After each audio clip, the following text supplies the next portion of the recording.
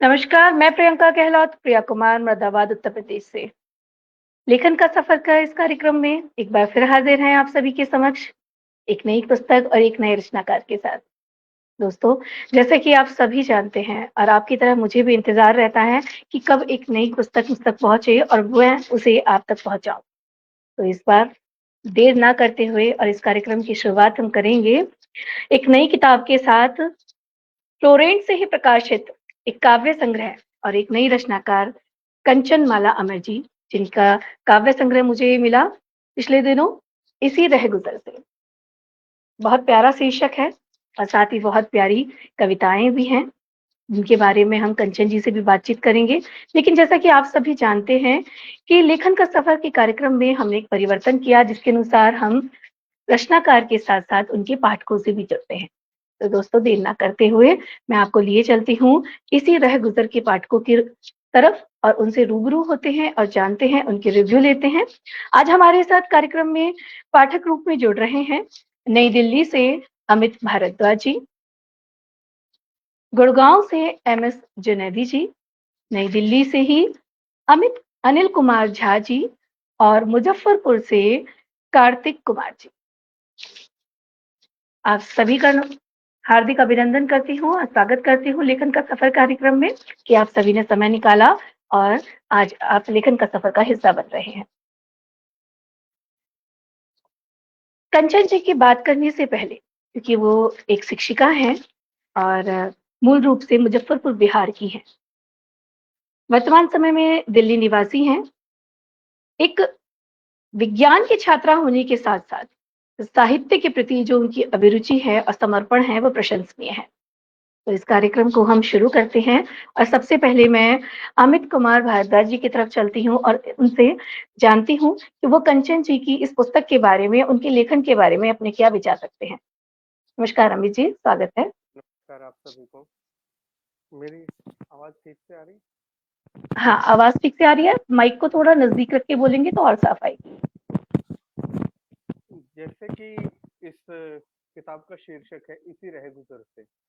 इस जी, पुस्तक के माध्यम से हमें बहुत सारे आयामों पर कंचन मैडम ने प्रकाश डाला है। कंचन मैडम ने अलग-अलग स्रोतों से इस जो कड़ी को जोड़ा है, इसके अंदर जो शब्दों का चयन किया है, वो अपने आप में एक नई प्रतिभा उनके अंदर जो झलक रही है वो दिखाते हैं। और जैसे कुछ शब्दों में उर्दू के शब्दों का प्रयोग किया गया है, वो एक नई ऊंचाइयां इसको प्राप्त होती हैं। तो जैसे प्रेम हुआ एक पक्ष, दूसरा मौसम को लेके एक पक्ष है, कहाँ एक देशभक्ति की भावना भी इसमें जुड़ रही है। तो अपने आप में एक ये सारगर्भित एक पुस्तक है। तो मैं कंचन मैडम को शुभकामनाएं देता हूँ और उनके उज्जवल भविष्य की कामना करता हूँ। इससे बेहतर और भी कविताएं उनसे प्राप्त होंगी। मैं शुभकामनाएं देता हूँ। बहुत-बहुत धन्यवाद अमित जी, आपने अपना बहुमूल्य समय दिया। हम अगले रिव्यू के लिए चलते हैं जुनैदी सर की तरफ और जानते हैं कि उनकी क्या राय है इसी रह गुज़र से। बड़ा खूबसूरत शीर्षक कंचन जी ने अपनी पुस्तक को दिया है। तो जुनैदी जी से जानते हैं कि वो अपनी क्या प्रतिक्रिया देते हैं। जी, सर, आप अनम्यूट कर लीजिए प्लीज़। नमस्कार और सब लोगों का स्वागत है। और इसी रह गुज़र से एक बेहतरीन टाइटल का इंतखाब किया है कंचनमाला अमर जी ने। मैं अगर इस किताब की बात करूं, इससे पहले मैं इसकी जो लेखिका हैं इनकी बात करूं, तो लेखिका को मैं बहुत अच्छी तरह से जानता हूं। जैसा कि ये एक हमारी सहपाठी रही है, जो कि ग्रेजुएशन लेवल से लेकर के मास्टर्स लेवल तक, और ये इनकी जो बैकग्राउंड रही है वो साइंस बैकग्राउंड रही है। और ये आश्चर्यजनक नहीं होगा कि एक साइंस का बंदा या बंदी कोई अगर साहित्य में कदम रखता है और एक ऊँचाइयाँ छूता है और अपने कलमबंद करता है किसी चीज़ को, ये अपने आप में ही एक अद्भुत है। और इसलिए कि साइंस का स्टूडेंट की एक अलग ही पहचान होती है। साहित्य में बहुत कम ही देखा गया है, लेकिन अगर एक साइंस का स्टूडेंट अगर साहित्य में जाता है और एक अच्छी चीज़ लिखता है, एक अच्छी बुक लिखता है, अच्छी कविताएँ लिखता है, इससे बड़ी उपलब्धि और कुछ हो ही नहीं सकती। नंबर 1। नंबर 2 ये कि इन्होंने जो अपने शब्दों का प्रयोग किया है अपनी किताब में और जिस तरीके से इन्होंने कलमबंद किया है, मेरे कहने का मतलब कि ये अद्भुत है अपने आप में और बहुत ही अच्छी रचना इन्होंने प्रस्तुत की है और इंस्पिरेशनल है। तीसरी बात ये है कि इनकी कविता पढ़ने के बाद मानव प्रतीत ऐसा होता है कि जैसे हम वास्तविक देख रहे हैं। एक सिचुएशन को एक इन्होंने जिस तरह से इस किताब के ज़रिए लोगों तक पहुँचाया है, लोगों को दिया है, तो ऐसा लग रहा है कि जैसे हम इसको भली-भाँति अपने ऊपर महसूस कर रहे हैं। ये एक बहुत बड़ी बात होती है किसी भी राइटर के लिए कि आप जब उसको पढ़ते हो, जब उसको सुनते हो, तो आपको ऐसा लगे कि आप साक्षात उसको देख रहे हो। तो ये बहुत बड़ी बात है और मैं इसके लिए कंचनमाला अमर जी को और धन्यवाद देता हूँ, साथ में आपको भी कि आपने इसको प्रकाशन किया और ये एक अच्छी बात है कि अच्छी राइटर्स को आप जगह देते हो और आप प्रकाशित करते हो और हमें नेम फ़ेम देते हो, तो ये एक बहुत अच्छी बात है और हम पाठकों को भी ये आपके माध्यम से अच्छी किताब पढ़ने का अवसर मिलता है। इसके लिए आपको भी धन्यवाद और कंचन जी को भी धन्यवाद कि उन्होंने एक अच्छी किताब लिखी है, एक अच्छी कविताएँ लिखी हैं, जो कि काफ़ी समय तक रहेगी। मेरा ख़्याल है कि जब तक के अस्तित्व है, जब तक ये किताब चलती है, ये रिप्रिंट होती जाए और लोगों तक पहुँचता जाए और आगे भी इनको शुभकामनाएँ कि आगे और भी लिखें और आपके माध्यम से इसको प्रकाशित करें। सो बहुत-बहुत धन्यवाद आप सब लोग। बहुत-बहुत धन्यवाद जुनैदी सर और बहुत ही आभार व्यक्त करती हूँ मैं फ्लोरेंट की तरफ से। फ्लोरेंट इस क्षेत्र में किस क्षेत्र में लेखन और प्रकाशन के क्षेत्र में इसीलिए आया कि नवीन रचनाकारों को एक प्लेटफ़ॉर्म दिया जा सके, उन्हें एक सरल प्रकाशन की सुविधा दी जा सके और न केवल सिर्फ़ प्रकाशन की सुविधा, लेखन का सफ़र कार्यक्रम जो पिछले 2 वर्षों से क्रियान्वित है और नए रचनाकारों को सामने लाने का प्रयास करता है और इसी कड़ी में जो है हमने ये प्रयास भी किया कि पाठकों को भी सामने लाया जाए। केवल लेखन यात्रा जानने से बेहतर होगा कि पाठक भी बताएँ कि वो क्या जानते हैं, वो क्या मानते हैं उस नए रचनाकार के बारे में। तो ये एक छोटा-सा एक प्रयास है जो कि 2 सालों से पाठकों, लेखकों और दर्शकों के सौजन्य से चल रहा है, उनके सहयोग से और उनके प्रेम से चल रहा है। तो बहुत धन्यवाद जुनैदी सर, आपने अपना समय दिया, कार्यक्रम में बने रहें। हम अगले रिव्यू के लिए अब चलते हैं नई दिल्ली से अनिल कुमार झा जी के पास और उनसे जानते हैं कि उनके क्या विचार हैं इस पुस्तक के बारे में और कंचन जी के लेखन के बारे में।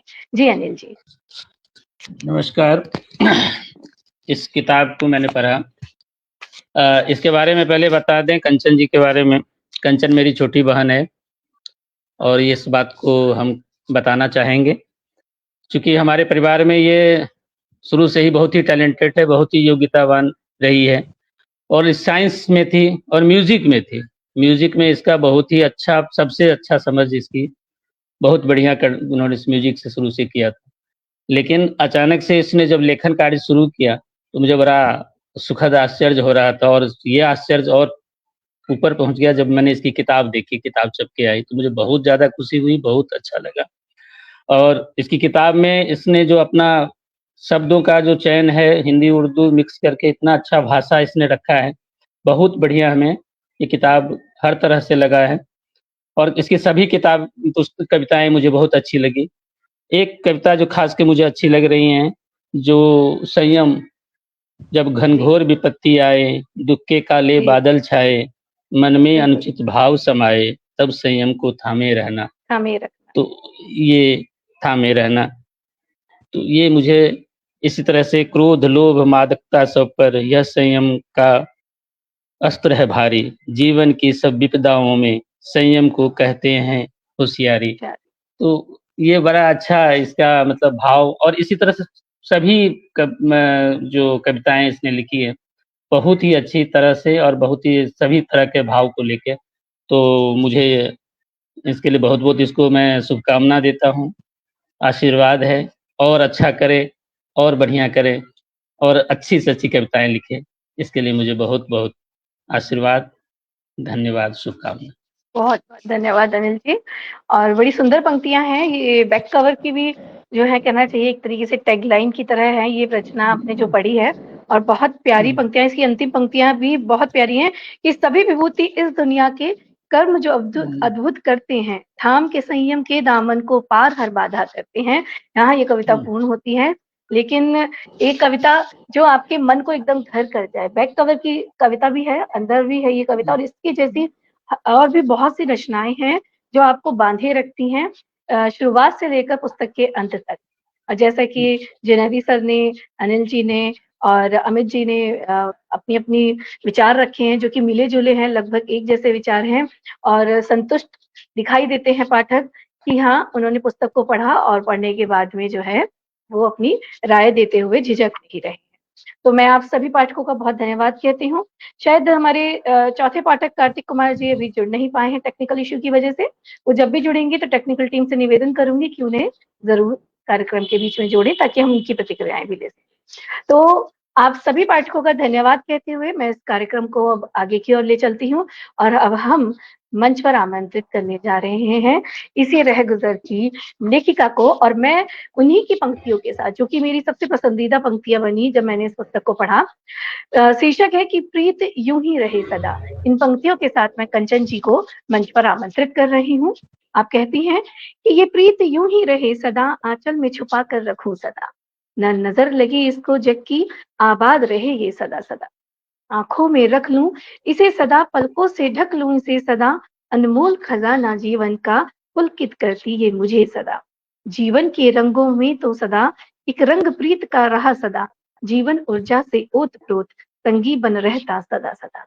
इन्हीं पंक्तियों के साथ हम स्वागत करते हैं कंचन माला अमर जी का, और उनसे इस कार्यक्रम के दौरान बातचीत करेंगे उनकी लेखन यात्रा पर और इस पुस्तक के बारे में। नमस्कार कंचन जी, हार्दिक स्वागत है, अभिनंदन है। बहुत बहुत धन्यवाद प्रियंका जी इस कार्यक्रम को करने के लिए, और मेरे जितने भी पाठकगण यहाँ जुड़े हुए हैं उन सबको नमस्कार, और जितने दर्शक यहाँ जुड़े हुए हैं उन सबको नमस्कार। मीना जी को नमस्कार, आपको नमस्कार। बहुत बहुत धन्यवाद कंचन जी, बहुत बहुत बधाई हो पहले इसी रह गुजर से। बहुत धन्यवाद। रचनाकार का जब वो पहली कविता लिखता है, मुझे लगता है तभी से उसके जहन में सपना रहता है कि मेरी एक पुस्तक हो। जिस तरह से हम औरों की पुस्तकें पढ़ते आए हैं, आप हम सब पुस्तकों से तो रूबरू होना बचपन से लगा रहता है, अक्षर ज्ञान से लेकर और बड़े होने तक। और जब पुस्तकों से प्यार हो जाए, लेखन से प्यार हो जाए, तब एक व्यक्ति जो है वो कवि बनता है, लेखक लेखिका बनता है। तो मैं जब बातचीत अभी हम कर रहे थे तो जुनैदी सर बता रहे थे कि विज्ञान की एक छात्रा, एक विज्ञान का बंदा जब साहित्य में आता है बहुत अच्छा करता है, बहुत उसका नाम होता है।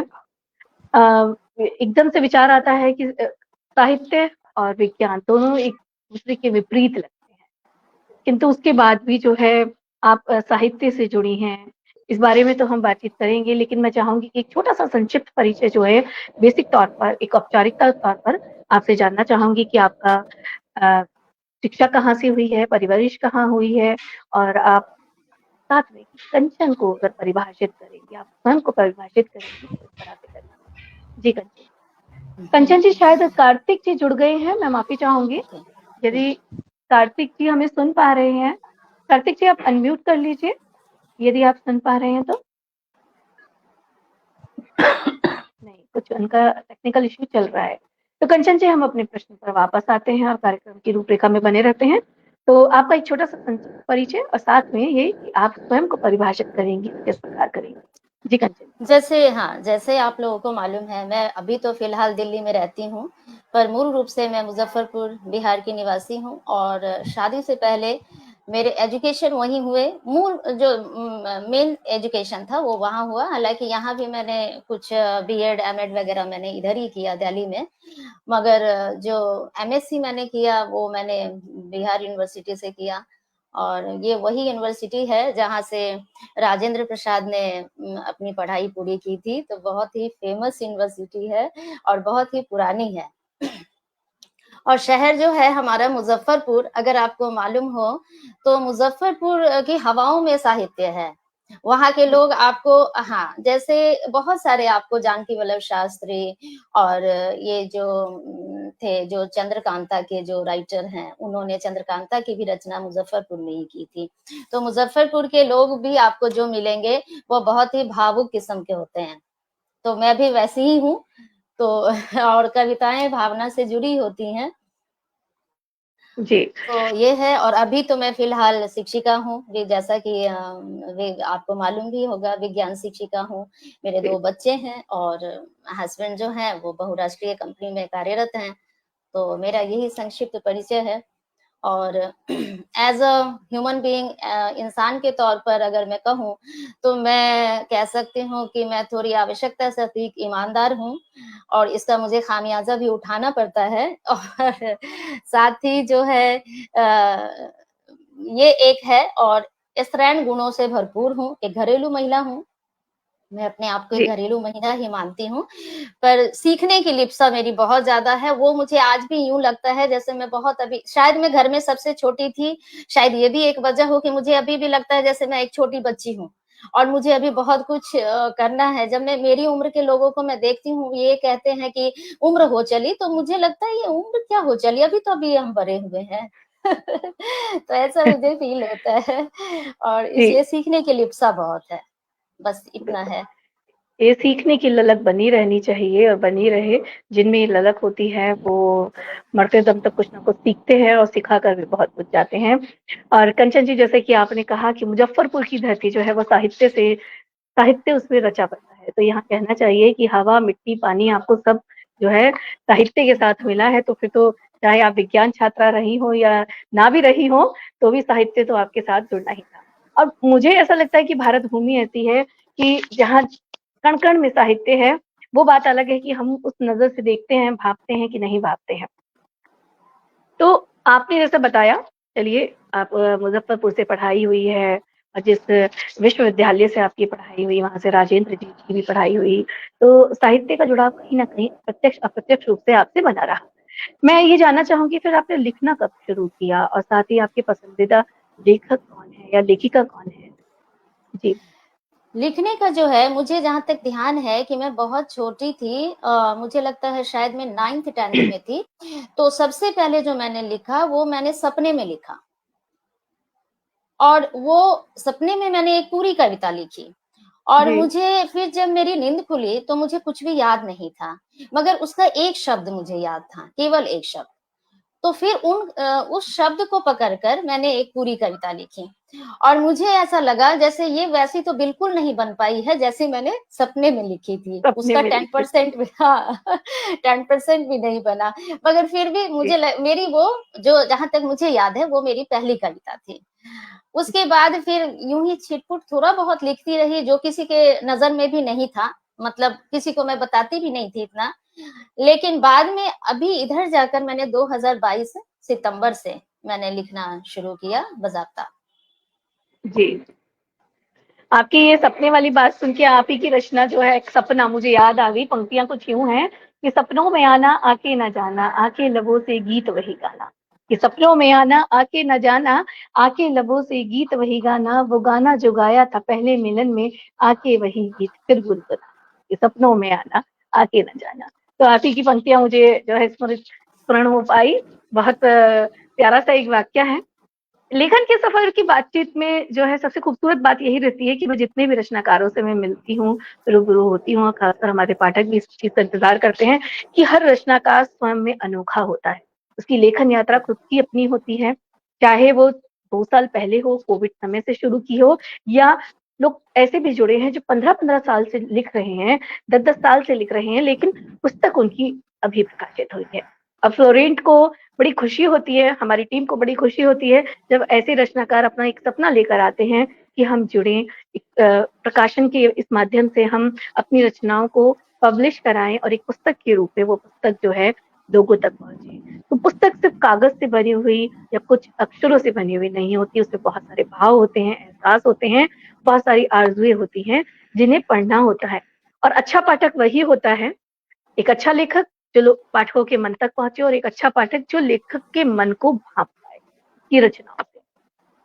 आपकी जो पुस्तक है उसकी भूमिका, मैं हर पुस्तक की भूमिका ज़रूर पढ़ती हूँ। 2 साल का ये हमारा रिकॉर्ड है कि जो भी पुस्तक हमारे पास आती है, उसकी समीक्षा, उसके ऊपर वार्ता करने से पहले हम बिना पढ़े आज तक हमने किसी भी पुस्तक से पर बातचीत नहीं की।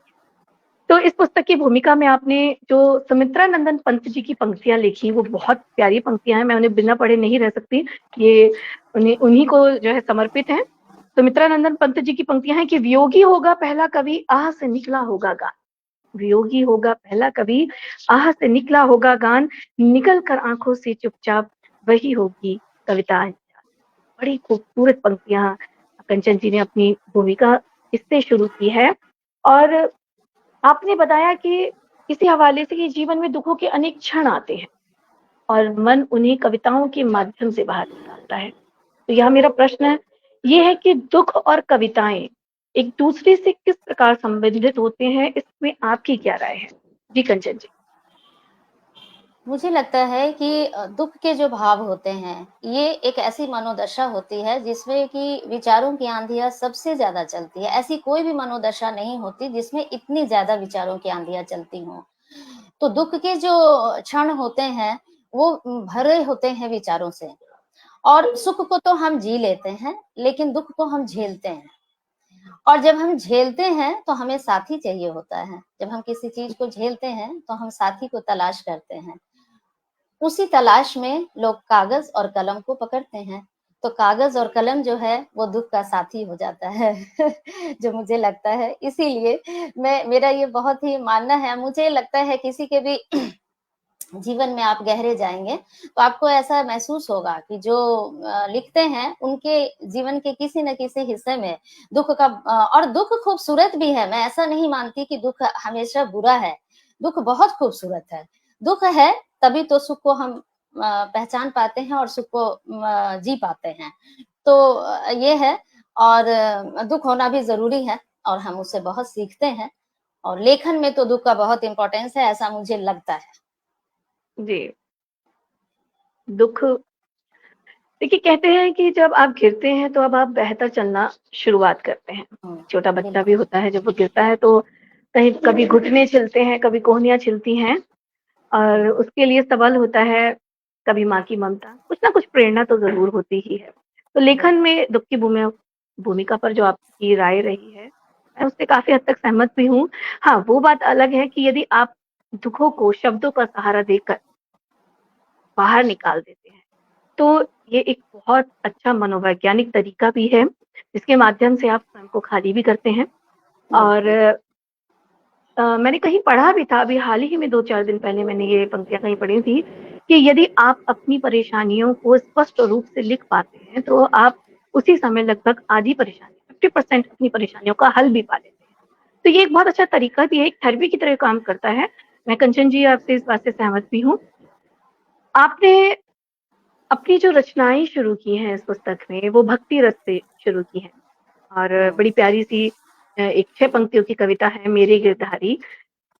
पंक्तियाँ कुछ यूँ हैं कि वो है जो मुरली वाला मनमोहन ब्रज का ग्वाला, है सबका वो रखवाला, यशोदा का राज दुलारा। दुखियों का दुख हरना बनकर आए जब गिरधारी, रात थिकारी अंधियारी बरसत मेघ घनेरी। मैं हूँ जन्म-जन्म की प्यासी, तुझसे ये जान आस है कैसी, मैं तुम्हारी चरण की दासी, तुम संग प्रीत लगी है। तो जो आपने भाव यहाँ शुरुआत में दिया है, अधिकतर लोग इसका सहारा यानी ईश्वर का सहारा जो है वो बिल्कुल अंतिम चरण में जाकर लेते हैं। जब वो दुनियादारी में सब तरफ से रिश्ते बंधन नातों से सब तरफ से हार जाते हैं, तब कहीं जाकर वह ईश्वर का सहारा लेते हैं। लेकिन आपने अपनी पुस्तक में सबसे पहले जो है ईश्वर को रखा है। तो यहाँ मैं 2 लाइनों में जानना चाहूँगी कि आप ईश्वर को किस तरह से परिभाषित करेंगी? आपकी क्या इसके बारे में सोच है, विचार है? एक तो क्या है, ये बहुत ही पर्सनल होता है, जो भगवान से आपका कनेक्शन होता है वो बहुत ही निजी है। और ये जो एक तो जो भगवान में जो आस्था है, इसकी एक मनोवैज्ञानिक आवश्यकता भी है। हर इंसान को इसकी आवश्यकता होती है, चाहे किसी भी रूप में आप उसको याद करते हैं, वो एक संबल देता है आपको। और दूसरा है कि जो हम बचपन में, जैसे हमें अपने माता-पिता हमेशा मुझे बचपन से यही बताते थे ना, भगवान देख रहा है। तो भगवान ये जो है ना, ये है तो छोटी-सी बात है, मगर ये बहुत बड़ी बात है। अगर आप इस चीज़ को मान लेते हैं कि हाँ, कोई है जो आपको देख रहा है, किसी की नज़र आप पर है, तो आप कभी भी जीवन में कुछ गलत नहीं कर सकते। और भटकाव आ सकता है, मगर बहुत बड़ी गलती आपसे नहीं होगी। तो मुझे लगता है हर किसी को ईश्वर में आस्था ज़रूर होनी चाहिए, और मेरी बिल्कुल। रही है, शुरू से रही है। अकेला मैंने कभी महसूस नहीं किया, मुझे हमेशा लगता है कोई है जो मेरे साथ है। ये ईश्वर तो विषय ही बहुत विस्तृत है, और हमारी संस्कृति आध्यात्म रही है, और अध्यात्म केवल एक दर्शन शास्त्र नहीं है, फिलॉसफी नहीं है, एक पूरा का पूरा विज्ञान है, जिसे गहराई से समझने के लिए हमें, मुझे लगता है कि हम सीख नहीं पा रहे हैं, जान नहीं पा रहे हैं, या सही तरीके से उस विषय में बात नहीं कर पा रहे हैं। तो एक छोटा-सा प्रयास जो अपने विश्वास का बताया, और आपने अपना विश्वास शुरुआत में इस पुस्तक में दिखाया है, काबिल-ए-तारीफ़ है, बहुत-बहुत बधाई हो आपको इसकी। कंचन जी, अभी अनिल जी बता रहे थे आपके बारे में कि आप संगीत में भी रुचि रखती हैं, तो मैं तो चाहूँगी कि आप अपनी कोई पसंदीदा कविता हो या कोई गीत ऐसा आपने लिखा हो जो आप गुनगुनाना चाहें, तो आज इस कार्यक्रम के माध्यम से हमारे श्रोता भी आपको सुनेंगे, तो आप पढ़ सकती हैं, सुनाएँ। बहुत-बहुत धन्यवाद प्रियंका जी। एक गज़ल है जो मैं कहना चाहूँगी। वैसे तो कविता अगर जो लिखता है उससे पूछा जाए कि आपकी कौन-सी कविता आपको पसंद है, तो ये तो वैसा ही है जैसे माँ से उसके बच्चों के बारे में पूछा जाए कि कौन-सा बच्चा जो है आपका पसंदीदा है। तो लेकिन चूँकि एक ही कहना है तो मैं एक कहूँगी, और इसको तरन्नुम में ही कहूँगी मैं। बिल्कुल, स्वागत है। क्या हमारी चाहतों का, क्या हमारी चाहतों का सिलसिला रह जाएगा, या अधूरे ख्वाब का ही, या अधूरे ख्वाब का ही बुलबुला रह जाएगा, क्या हमारी चाहतों का सिलसिला रह जाएगा। जो नहीं मिलता मुक़द्दर जान लो, जो नहीं मिलता मुक़द्दर में हमारे जान लो, रब की है ये ही रज़ा तो, रब की है ये ही रज़ा तो क्यों गिला रह जाएगा, या अधूरे ख्वाब का ही बुलबुला रह जाएगा, क्या हमारी चाहतों का सिलसिला रह जाएगा। अगला शेर है, यारों से जो दूर जाए बदनसीबी उसकी है, यारों से भी जो दूर जाए बदनसीबी उसकी है, जीते जी फिर जिंदगी का क्या मजा रह जाएगा, जीते जी फिर जिंदगी का क्या मजा रह जाएगा।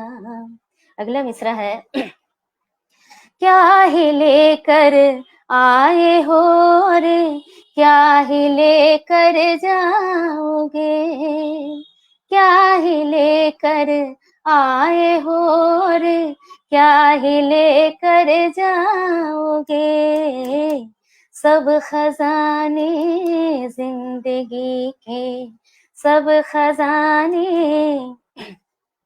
जिंदगी के तो धरा रह जाएगा, सब खजाने जिंदगी के तो धरा रह जाएगा, झूठ का है बोले बाला सच तो अब खामोश है, झूठ का है बोले बाला, सच तो अब खामोश है। और दरिंदों के ही बस ये कह कहाँ रह जाएगा, और दरिंदों के ही बस ये कह कहाँ रह जाएगा।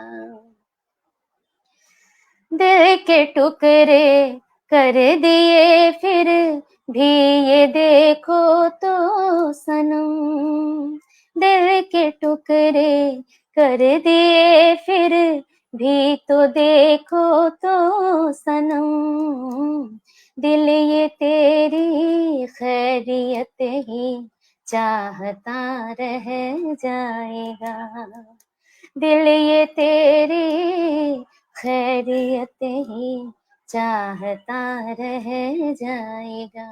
अब आखिरी मिसरा है। तुम लबों से कुछ भी कह दो, दिल मगर है जानता, तुम लबों से कुछ भी कह दो, दिल मगर है जानता,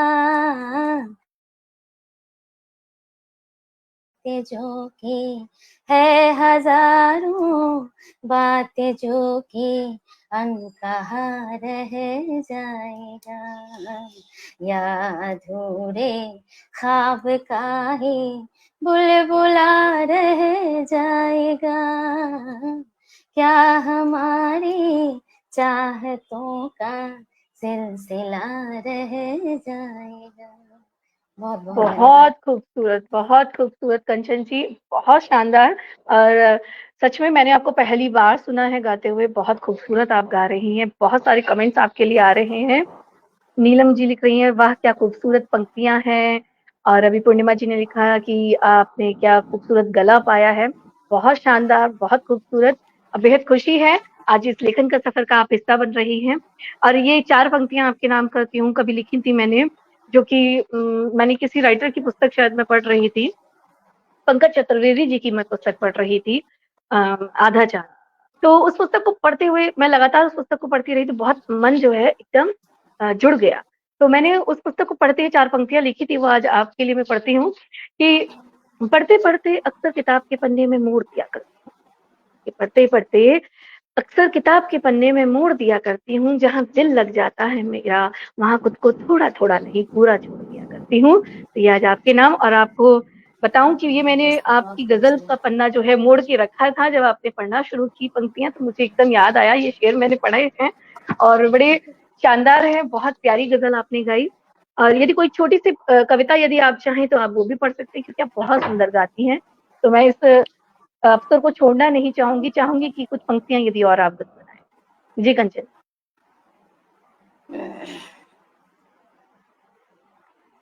एक मैंने भजन लिखा था, अब अभी वो मुझे मिल नहीं रहा, मगर 2-3 पंक्तियां मैं गा देती हूँ। बिल्कुल, स्वागत है। थोड़ा आप मुझे वक्त दें।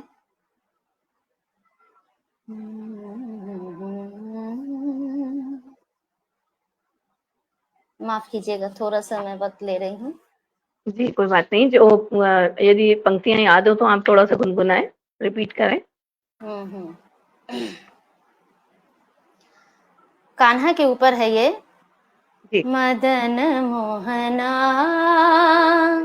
क्यों रूठे, मदन मोहना क्यों रूठे, बतियां हुई क्या जो मुझसे रूठे, बतियां हुई क्या जो मुझसे रूठे, उर में पीर उठे, उर में पीर उठे, मदन मोहना क्यों रूठे, सागर जैसी पीर है मोरी, सागर जैसी पीर है मोरी, गहरा दर्द समाए गहरा, दर्द समाए मदन मोहना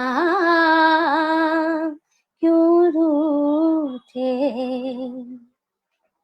तेरी याद में अब तो मोहन, तेरी याद में अब तो मोहन, नैनन में नींद न आए, नैनन में नींद न आए मदन मोहना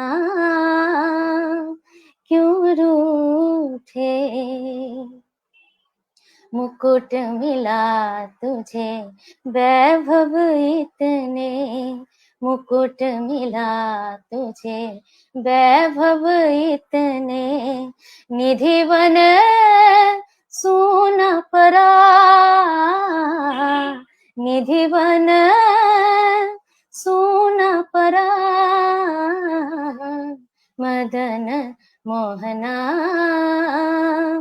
क्यों रूठे, मदन मोहना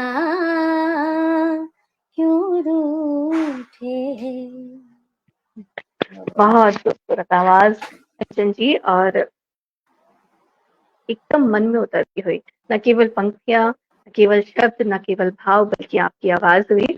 और बहुत से लोग कमेंट कर रहे हैं, कुछ कमेंट पॉपअप भी हो रहे हैं। आज तो बस आप ही याद आएंगी, डॉक्टर महिमा सिंह जी कह रही हैं कि आज तो आप ही याद आएंगी, बिल्कुल। बहुत धन्यवाद और बेटा। आपका गायन, आपके भाव, आपकी गजल और अब ये भक्ति रस, सभी कुछ याद रहेगा। और जरूर आज का ये कार्यक्रम भी हमारे श्रोताओं को, दर्शकों को याद रहेगा, क्योंकि जो चीजें सीधे दिल में उतरती हैं, मन को छूती हैं, वो कभी भी भूली नहीं जा सकती हैं। वो बात अलग है कि उस चीजें समय के साथ थोड़ी सी विस्मृत भले हो जाए, लेकिन तुरंत कहीं भी कभी भी कोई कुछ ऐसा आपकी आवाज से मिलता जुलता सुनेंगे तो तुरंत जो है याद आएगी कि हाँ, हमने कहीं ऐसा कुछ सुना था। बहुत बहुत धन्यवाद। बहुत शानदार कार्यक्रम, और आप सभी पाठकों का धन्यवाद। अब हम कार्यक्रम के बिल्कुल अंतिम चरण में हैं, तो चलते चलते छोटे छोटे से 2 प्रश्न हैं। जैसे प्रश्न है कि प्रश्न भी क्या है कि मैं आपसे सिर्फ एक राय जानना चाहती हूँ कि जो आजकल के नए कलाकार हैं, वर्तमान समय में आप देखते हैं, आपको उनमें क्या खास नजर आता है? क्या वो आपको प्रभावित करते हैं? आप प्रेरित होते हैं उनसे, या केवल ज्यादातर मैंने रचनाकारों को जैसे बात करते सुना है कि वो उस पुराने गजलकारों का या फिर शायरों का नाम लेते हैं, कवियों का नाम लेते हैं। लेकिन यहाँ मैं बात कर रही हूँ वर्तमान समय की, क्योंकि इतने लोग ऐसे हैं जो मुझसे भी मिलते हैं या बातचीत होती है हमारे साहित्य क्षेत्र में, तो वो नए रचनाकारों को उतनी तवज्जो नहीं दे पाते हैं। इस बारे में मैं आपकी राय जानना चाहूंगी। रचनाकारों में जो आधुनिक रचनाकार हैं, मैं वैसे तो मुझे महादेवी वर्मा बहुत पसंद हैं, और भी जो जैसे आपने कहा कि सभी पुराने जो रचनाकार हैं उनको तवज्जो देते हैं, लेकिन मुझे जो आजकल आधुनिक में जिनका बहुत छोटी सी भी उनकी पंक्ति मैं कहीं देख लेती हूँ तो मेरे दिल को बहुत गहरे तक छू जाती है, वो है गीत चतुर्वेदी। गीत चतुर्वेदी की जो पंक्तियां हैं वो इतना मतलब बिल्कुल आम भाषा और सरल भाषा में वो इतने गहरे तक छू जाते हैं कि मैं तो उनको कहीं भी देखती हूँ तो ढूंढ ढूंढ के उनको पढ़ती हूँ मैं। मुझे वो बहुत उनकी रचनाएं बहुत पसंद आती हैं। और दूसरा है, ऐसा नहीं है कि नए रचनाकारों में बात नहीं है। आजकल जो आजाद नज्म का चलन है तो ये एक अच्छा भी है, क्योंकि इसमें खुलकर जो है रचनाकार अपनी बात को कह देते हैं, क्योंकि उनको किसी नियम में बंधना नहीं है, तो वो बहुत ही खुलकर अपनी बात कह देते हैं, तो ये एक अच्छा चलन है। और रचनाकार अच्छा लिख रहे हैं, ऐसी बात नहीं है। अब ये तो है कि जो पुरानी चीजें थी उसमें एक गहराई भी थी। आज ये भी है कि उस आज की दौर इतनी अंधी भाग-दौड़ इतनी ज़्यादा है कि उस गहराई तक सोचने समझने का मौका भी नहीं मिलता, ये भी एक सच है।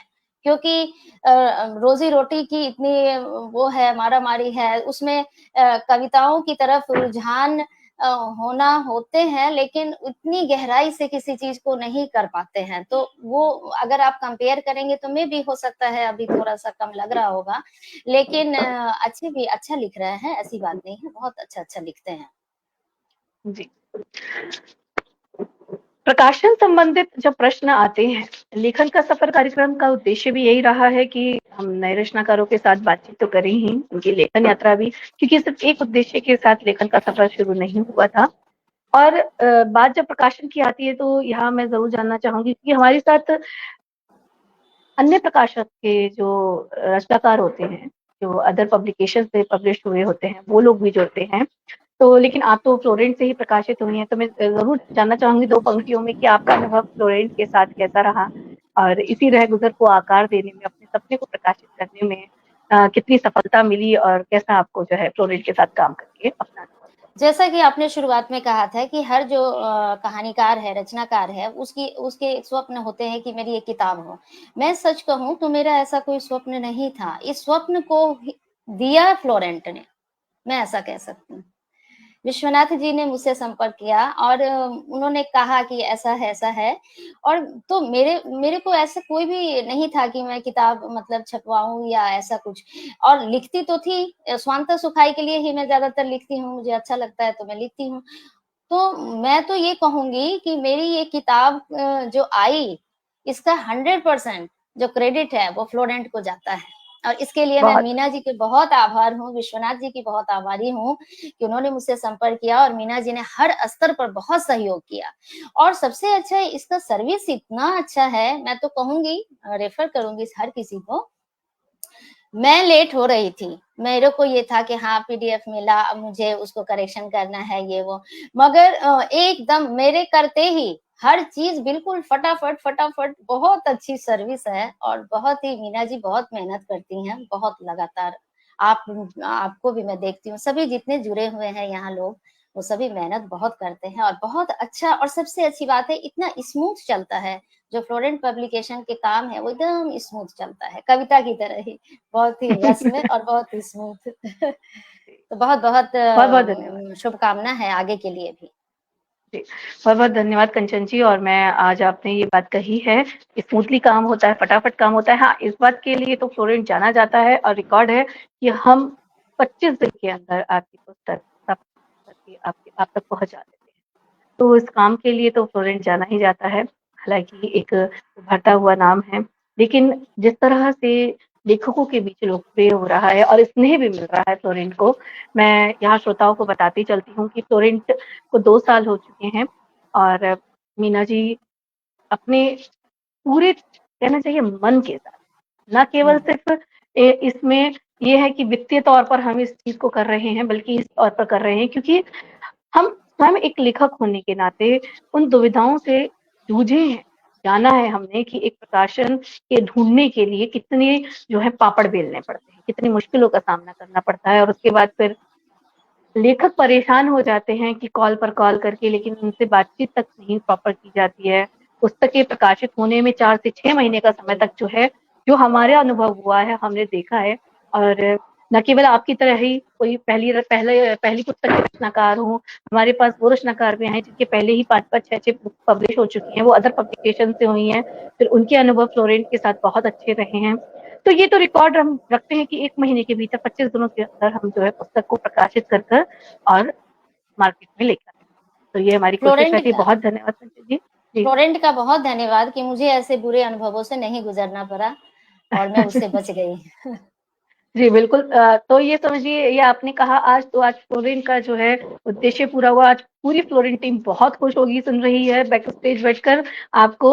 और जो फ्लोरेंट के राइटर्स हैं, पूर्णिमा जी भी फ्लोरेंट से पब्लिश हैं, उनकी 2 पुस्तकें आ चुकी हैं, तो वो भी सब सुन रहे हैं, तो वो ज़रूर इस बात से सहमत होंगे कि फ्लोरेंट किस तरह से कार्य कर रहा है। अब अपने मुँह क्या बात करनी है, आप बता ही रहे हैं। बहुत सुखद अनुभव हो रहा है, मुझे बहुत सुखद अनुभूति हो रही है, साथ में मेरी टीम को, फ्लोरेंट टीम को बहुत अच्छा लग रहा होगा। बहुत-बहुत धन्यवाद कंचन जी। अब कार्यक्रम के अंतिम चरण में हैं, तो चलते-चलते यदि कोई खास संदेश हमारे श्रोताओं के नाम हो, तो आप हमारे मंच से दे सकती हैं। जी कंचन। मैं आजकल के लेखकों के नाम एक संदेश देना चाहूंगी कि वो बाजारवाद से प्रभावित ना हो। जो लिखते हैं उसमें कहीं न कहीं बाज़ार के हिसाब से लिखते हैं, बाज़ार जो चाह रहा है वो लिखें। और ये जो बात हुई कि पहले के जो रचनाकार थे वैसी बात नहीं आ पा रही है, तो इसकी ये भी एक वजह है, क्योंकि बाज़ार के हिसाब से जब हम लिखते हैं तो वो दिल से नहीं निकलती। तो दिल से लिखें और अपने लिए लिखें, जब अपने लिए लिखेंगे ना तो वो सबसे बेहतरीन बाहर निकलेगा। तो मेरा ये संदेश आज के रचनाकारों के लिए ज़रूर है कि बाज़ारवाद से प्रभावित ना हो। मैं तो आजकल ये देखती हूँ कि लेखनी जैसे बिक सी गई है, कई जगह देखती हूँ, सभी नहीं लेकिन कई जगह देखती हूँ जैसे बिकी हुई लेखनी मुझे साफ लगता है कि वो किसी के लिए लिख रहे हैं और किसी वजह से लिख रहे हैं। तो जब ऐसा होता है ना तो वो दिल को नहीं छूता, जो मुझे लगता है। तो इसलिए मेरा ये संदेश है कि नए लेखकों के लिए। बहुत-बहुत धन्यवाद कंचन जी, बहुत खूबसूरत बात आपने कही है इस कार्यक्रम के अंतिम दौर में आकर। मन से लिखने की बात, देखिए कितने रचनाकार ऐसे हुए हैं जिन्होंने अपने लेखन से, अपनी लेखनी से कभी समझौता नहीं किया। इनमें सबसे ऊपर नाम जब अपने मन से लिखने का आता है तो मेरे दिमाग में जो ख्याल आते हैं वो सआदत हसन मंटो आते हैं, अमृता प्रीतम जी आती हैं। ये रचनाकार आते हैं तुरंत से जो बेबाकी से, मुखरता से जो है अपनी बात को रखते आए और अपने समय में, देखिए आज भले हम उन्हें सब सर आँखों पर रखते हों, पलकों पर रखते हों, लेकिन जब वो अपने समय में जूझ रहे थे, तो अपने ही लिखे को लोगों तक पहुँचाने के लिए उन्होंने कई लड़ाइयाँ लड़ी। सआदत हसन मंटो जी की कहानियाँ मेरी सबसे ज़्यादा फ़ेवरेट रही हैं और लोग उनकी कहानियों पर बातचीत करने से हिचकते हैं। हालाँकि पढ़ते समय ये बात मैं जानती हूँ, लेकिन हिचकते हैं। लेकिन मुझे बहुत अच्छा लगा जब मैंने उन्हें पहली बार पढ़ा था, मैं ग्रेजुएशन कर रही थी उस समय पर जब मैंने उन्हें पढ़ा था, तो लगा कि हाँ, ये राइटर है कि जिन्हें आप पढ़ के जानेंगे कि आप अपनी तरह से कैसे लिख सकते हैं। बाकी बहुत रचनाकार, बहुत पत्रिकाएँ हम पढ़ते आए। हम वो बच्चे रहे हैं जिन्होंने पत्रिकाएँ पढ़ी हैं। आजकल तो डिजिटल दौर है, लोग मोबाइल और टैबलेट से हटते नहीं हैं, लेकिन हम सब जो हैं किताबों की खुशबू अच्छे से पहचानते हैं और मुझे लगता है कि ये खुशबू बरकरार रहनी चाहिए और आप जैसे रचनाकारों का सहयोग मिलेगा तो फ्लोरेंस जो है इस खुशबू को, इस किताबी खुशबू को सहेजने का प्रयास करता रहेगा। तो बहुत-बहुत धन्यवाद कंचन जी और आप सभी पाठकों का हार्दिक धन्यवाद कहती हूँ। फ्लोरेंट टीम की ओर से आभार व्यक्त करती हूँ कि आप सभी ने अपना बहुमूल्य समय निकाला और इस पुस्तक की परिचर्चा में शामिल हुए। खासकर कंचन जी, आज आपने इस कार्यक्रम को खास बनाया अपनी आवाज़ से, अपने खूबसूरत नगमों से। मैं श्रोताओं को बताना चाहूँगी कि इसी रह गुज़र, ये पुस्तक अमेज़न पर भी उपलब्ध है और एक खास बात, यदि आप चाहें तो इसे फ्लोरेंट से भी सीधे मँगा सकते हैं। अमेज़न से मँगाने पर कुछ लोग शिकायत कर देते हैं। बेबाकी से इस पर भी बात होनी चाहिए कि ठीक है, अमेज़न से थोड़ा जो है डिलीवरी चार्जेस ज़्यादा लगते हैं, ये चीज़ें हैं, तो आप कम डिलीवरी चार्जेस पर इसे टोरेंट से भी मंगा सकते हैं। मैं निवेदन करूंगी टेक्निकल टीम से कि टोरेंट का व्हाट्सएप नंबर कृपया साझा कर दीजिए लिंक बॉक्स में, ताकि जो है कमेंट बॉक्स में, ताकि लोग इसी रह गुजर पुस्तक को मंगा सकें। और प्रत्यक्ष को प्रमाण की आवश्यकता नहीं होती है।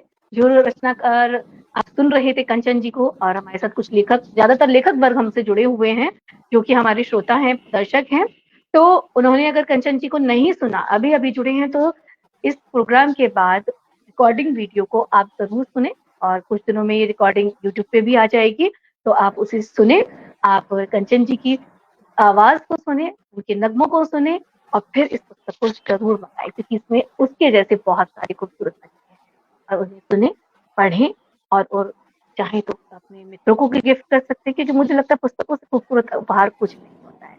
तो बहुत-बहुत धन्यवाद कंचन जी। आप सभी पाठकों का धन्यवाद कहती हूँ कि आप कार्यक्रम से जुड़े और इस कार्यक्रम को खास बनाया। तो दोस्तों, जल्दी मिलेंगे किसी नए रचनाकार के साथ और किसी नई किताब के साथ। तब तक साथ बने रहिए, खूब पढ़ते रहिए और अपना ध्यान